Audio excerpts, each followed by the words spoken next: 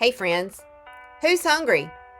Rich, creamy, and loaded with sharp cheddar, these Southern-style cheese grits are the ultimate comfort food. In a large saucepan, bring 4 cups of water, 1 cup of whole milk, and 1 teaspoon of salt to a gentle boil. Slowly whisk in 1 cup of stone-ground grits, stirring constantly to keep everything smooth.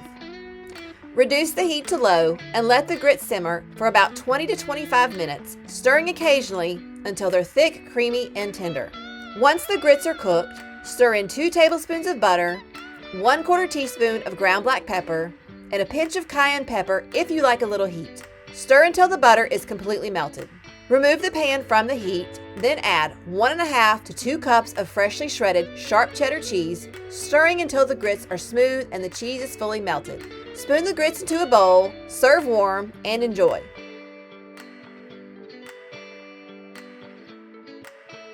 Looking for more recipes? Watch my next video and be sure to subscribe to my channel.